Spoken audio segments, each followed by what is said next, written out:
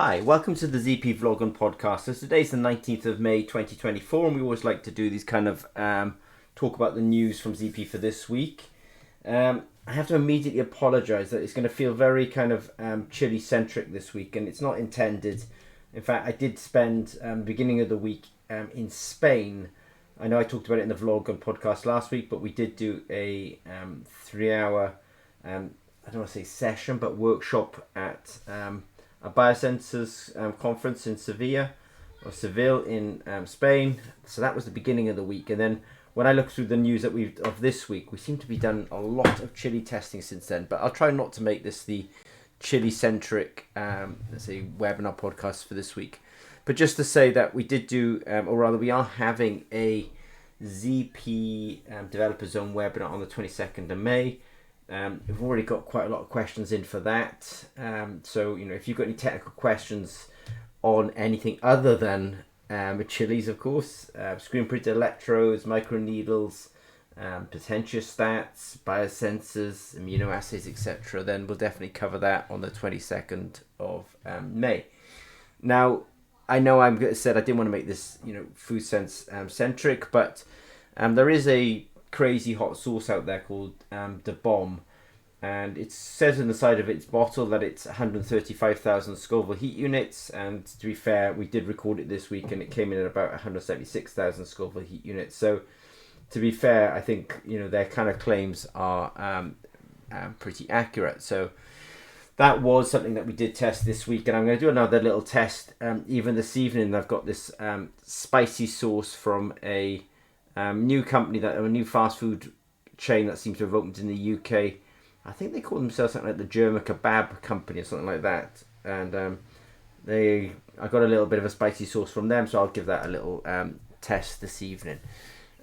We did do our Food Sense webinar this week. So the Food Sense webinar is really answering mostly technical questions from existing customers. So we do get questions in. Somebody wanted to know whether they could be testing samples that were dissolved in methanol, and I said yes, it's fine, because we do this 1 in 10 dilution, which means that most of the methanol is actually no more than 10%. We were helping a client in Australia who's having a few, their signals are coming back very low, and the nice thing is actually I was able to kind of show them what the signal of a chopped up chili looked like, because I actually had a chili puree here. And I was also able to show them what the signal of a mild sauce looked like. So the nice thing about helping customers in our Food Sense product is you become in the end quite an expert yourself, actually, just in sample types around the world. So when somebody says, "Oh, mine's a bit hot," and I say, "Well, look, this is a mild sauce, and your signal is no bigger than their signal, so it's not necessarily as hot as you actually want it to be." And then we've actually had some customers in India who were testing some hot powders. And of 3 of them, we actually were able to, they had 3 powders, 2 of them which we were able to get spot on, and 1 of them we weren't. But again, I was able to kind of use the fact that Food Sense, it sends all the raw signals to the cloud. So we we can look at those raw signals and say, really sorry, but that hot chili powder that you think is 95,000, 100,000, it's not, it's 40,000, and here's the raw signal to kind of show it. So, but of course it makes me incredibly proud of what the guys at ZP have built. The fact is that we can actually have people testing all over the world. They get a result there and then on their phone, that's all very good, and actually the data ends up in the cloud. It's such a good achievement after, essentially 10 years of, ZP's been in action now for, 10 years, but it's really moved on in terms of the maturity, so good job to the ZP team there. Something that really bores the people these days is, I don't know why I'm the one who thinks that Tabasco sauce is kind of well known, but maybe it's not quite as well known as people think. But this Tabasco sauce, it comes from this company called, I'm still trying to get the pronunciation on this McIlhenny company. I'm sorry that I'm pronouncing that so badly. But it's a sauce I'm sort of very well aware of.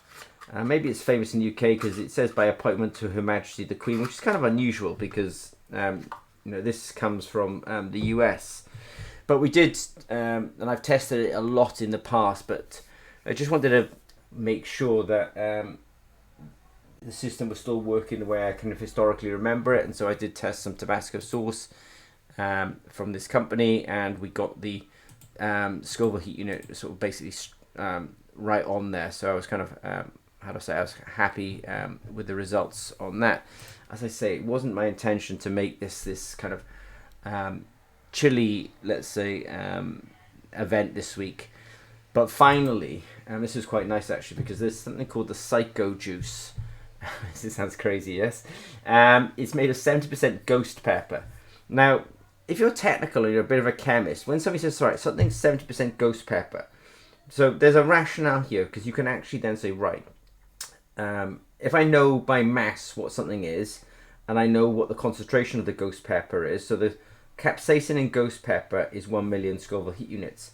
But people think that 1 million Scoville heat unit means that's the pepper. But what they don't realize is when the Guinness Book of World Records says something is 1 million Scoville heat units, what they mean is the desiccated, dried down weight of that chili pepper is 1 million Scoville heat units. But when it's fresh and full of its liquid, it's more likely to be, if it's 1 million Scoville heat units, it's more likely to be 100,000 Scoville heat units. Why? Because 90% of a chili pepper is actually water. So when somebody says, right, okay, well, this is made of 70% ghost pepper. So 1 million is not really 1 million, it's 100,000, and 70% of 100,000 is 70,000. So when I measured this, I got something like 40,000 Scoville heat units. And to be fair to the producer of this, he's a cool guy. You know, he was like, yeah, that's fine. I think he sort of expected it. But it was also in line with my expectations as well, that there was a bit of a controversy, you know, a very small controversy online a little while back, where one of the producers of a very hot sauce, somebody had measured his capsaicin concentration, and it was, you know, 60,000 Scoville heat units. But it was fine, because actually people are confusing, again, dry weight Scoville heat units with wet weight Scoville heat units. Anyway, with the Psycho Juice, the producer was fine. I think he found it actually quite interesting. So we didn't cause any offence by measuring that at about 40,000 Scoville heat units. I just saw some, I know outside of the UK this won't be big news, but in the UK there's been a small, in one of the regions there's been some contamination of the drinking water, and people have been getting pretty sick. Well, no, I don't believe anyone's died, but you basically get feces, animal feces in the water, and people get this bug called Cryptosporidium. And I believe it's the oocysts from Cryptosporidium get into the water, they get into people, they sort of, I don't know what they call it, hatching, but they get this parasite and they get pretty sick. The reason I bring it up then is because then I saw some people on LinkedIn commenting, well, you know, let's solve this. And of course at ZP we do have our Sensi-All platform. And, you know, I just sort of did a little post and said, well, you know, actually we can develop tests like this really rapidly. The thing is, even if you can do something, the hardest thing in business, I would say science and business, is actually finding somebody who's going to pay for it. So let's say we came up with the world's best test for this Cryptosporidium detection, and we say, oh, that's great. But these kind of outbreaks, you know, at least, you know, in Europe and probably the US, are probably pretty rare. So in fact, you don't have this constant market of people wanting to test this for this, let's say, pathogen. So it's actually the business model doesn't really work. So there's often the case that we can do things. The real problem that we have is who's going to pay for it. And I would say that Cryptosporidium is actually one of those kind of things that it's bad when it comes, but it's so sporadic that actually to have a sort of sensor ready to test for it and to run a business based on that sensor is actually really hard. Now I'm just kind of transitioning slightly now, because in fact I did say that I didn't want to just talk about chilies all week, but and so we did do our webinar today, and we did talk, and in fact it was last night, we did talk about the rapid hydrogen peroxide detection. I think people are sort of, I've seen a few things online at the moment where people are saying, oh yeah, hydrogen peroxide is great for, you know, treating water. It's like, I just like thinking, where's the revelation in this? You know, surely this is super well known, and people are using it to kind of unblock drains and stuff like that. Now again, I'm thinking, where's the revelation in this? This is super well known. I mean, hydrogen peroxide is a really effective oxidizer, and I got a suspicion because it kind of breaks down into probably water and oxygen, that it's actually fairly, I want to be very careful with this term, fairly environmentally friendly, that, its breakdown products are fairly innocuous. I'm very careful with these statements because obviously you've got to think about the energy it probably took to produce that hydrogen peroxide. So I don't want to say that there's any kind of, this is an environmentally friendly, disinfectant. It's probably not, because you've got to think about the whole sort of carbon footprint of producing that hydrogen peroxide. But hydrogen peroxide is used a lot in the food industry. You can get food grade hydrogen peroxide. It's used in mouthwash and teeth cleaners. So I think it is essentially not in the right dosage. It's not terribly bad for you as a human being. But all that said, at ZP, I mean, it's a very easy molecule for us to detect. And I did talk about how actually we can actually detect it, no sweat, on our platform and on our SenseIt platform. But hydrogen peroxide is definitely something that you will see coming up on your horizon and sometimes go away again. Just out of interest, during COVID-19, there was a lot of what we call fogging, where people were producing hydrogen peroxide in the kind of vapor phase and using it to disinfect hospital wards and stuff like that. But that has calmed down a little bit now as well. And also, whoops-a-daisy, and also we did get asked this week how to test for nitric oxide. Nitric oxide is a really interesting molecule. Super important in the signaling within the human body. But if you're trying to make a sort of sensor for it, you will sometimes want to test the sensor's sensitivity for that. It's a really hard molecule to actually generate and contain. So if you're dealing with glucose, it's simple enough. If you're dealing with hydrogen peroxide, simple enough. If you're dealing with pH, simple enough. But nitric oxide is basically a gas, obviously. It's not super stable, so we have to produce it fairly fresh. We saturate a solution with it, and then we test using that saturated solution. But it's super not easy to produce it, and it is super toxic as well. So I did say, look, unless you're really a sort of trained chemist and you sort of know what you're doing and you've got the fume hood, etc., please don't do this. And then one of the last things is, it's kind of more like a plea, because we've got people who use our screen printed electrodes. It's a definitely kind of common theme with us at ZP, that the screen printed electrodes that we do, who benefits most from the ZP screen printed electrodes? Lo and behold, it's ZP. What is ZP's business model? Well, we make screen printed electrodes that we use in our own products, and we use in our own programs, and we use them with client programs, and that's how we make most of our money. Oh, and by the way, we put them on the website, we sell them, and therefore people get a really good quality screen printed electrode. So it really does. Then sometimes people are not able to use the screen printed electrode in the way that we would hope that they could, and so they say, oh, well, do you have any other types? And you're like, no, honestly, the screen printed electrode is really good. Sometimes there's another reason that somebody may be new to the science, or their equipment is actually up, or their electrical connections are up, but the screen printed electrodes from ZP fundamentally are flipping good. They need to be good. I talked about all these chili testing this week. If our screen printed electrodes weren't good, honestly, we wouldn't have a product and we wouldn't be able to be out there selling it. So it is a bit concerning when then people say, oh, well, I want to try a different type of electrode.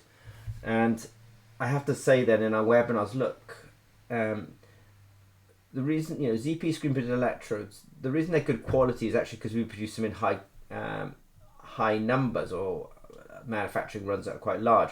And that means it's not only do we give you the quality, we give you repeatability. And the problem with so many R&D, either produced at home screen printed electrodes, or electrodes you bought from vendors, which are really just intended for R&D purposes, they're terrible in repeatability. So at ZP we do put a lot of effort into repeatability. So I do have to say to people, I'm sorry if you're having a bad time of it, but actually it's probably not the screen printed electrodes, because you know what? If it was, I would have known about it far before you, because we would have seen it in our own data, our own testing, and also our big client data as well. So the last line of defense is certainly not the customers finding out that the screen printed electrodes are up, because actually ZP's got many.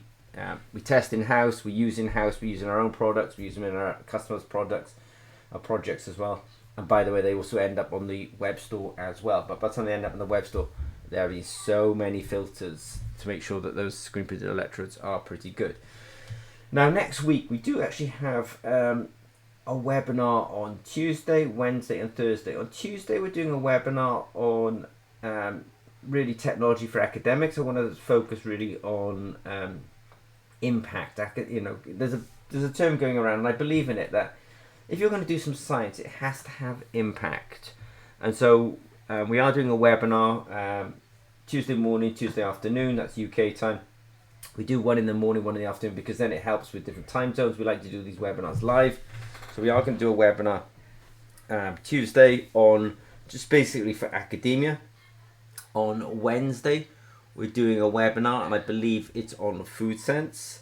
So we'll do some demonstrations. We'll talk about the science of, let's say, and we'll also, the science of detection of molecules like capsaicin. But we'll also I also do statistics as well, because I find that sometimes not everyone has this, you know, it's amazing actually that you would give somebody a result that said, oh, the reading of your chili sauce is 41,000, and they say, oh, my expectation is 40,000, and it's like you're stunned. You're like, okay, so I have to actually explain that 41,000 is so close to 40,000 that, you know, it's fine. They're basically the same number, but you know, I mean that's experience and also opinion, but you know, people sometimes don't understand, you know, that 41,000 and 40,000 are, you know, are fairly similar numbers, when obviously you have to consider the kind of error around a natural product and the sort of test error as well.